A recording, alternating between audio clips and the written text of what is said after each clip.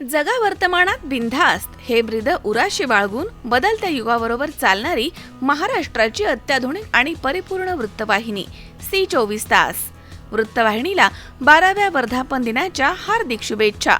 शुभेच्छुक. नमस्कार. सी 24 तास या ठिकाणी ह्या चॅनलचं प्रथम त्या ठिकाणी मी स्वागत करतो. मी ॲडव्होकेट डॉक्टर अरुण हिराबाई जाधव, जामखेड, जिल्हा अहिल्यानगर या ठिकाणी राहत असून मी जामखेड नगर परिषदेचा नगरसेवक आहे.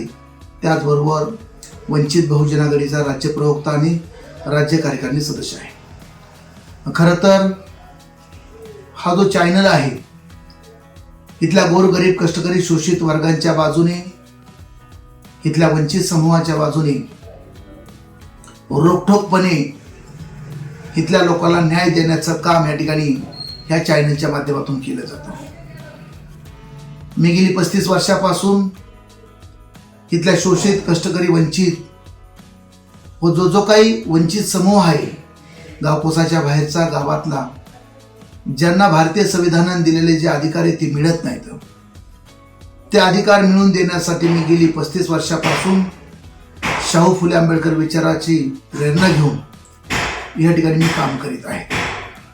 खरं तर सततचा संघर्ष, इथल्या प्रस्थापित व्यवस्थेच्या विरोधात असणारा संघर्ष, या ठिकाणी आम्ही सातत्याने रस्त्यावरची लढाई लढत असतो आणि त्या लढाईला या ठिकाणचा हा जो चॅनल आहे, हा चॅनल आम्हाला सातत्याने आमच्या पाठीमागे खंबीरपणे उभा राहून आमच्यासोबतच न्यायाची लढाई लढत असतो. मी या ठिकाणी जामखेड शहरामध्ये अनाथ मुलांचं वसतिगृह चालवतो.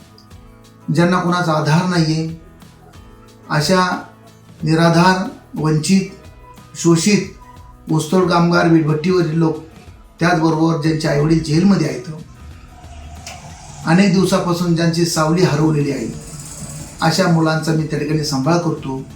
आपला 100 मुलं या ठिकाणी मी निवारा बालगृहाच्या माध्यमातून जामखेड शहरामधील बीड रोड येथे मोहा फाट्यावरती निवारा बालगृह चालवतो. त्याचबरोबर इथल्या दलित, आदिवासी, भटकीमुक्त, एकल महिला आणि जो वंचित समूह आहे त्या सर्व वंचित समूहाला मुख्य प्रवाहामध्ये आणण्याचं काम या ठिकाणी मी सातत्याने गेली 35 वर्षापासून करत आहे.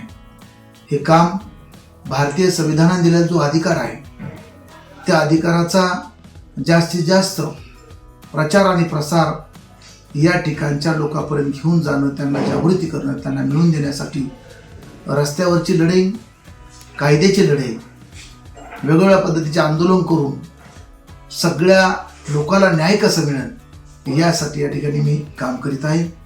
मी पुन्हा एकदा या चॅनलचं वर्धापन दिनानिमित्त मी लाख शुभेच्छा देतो आणि या ठिकाणी थांबतो. धन्यवाद.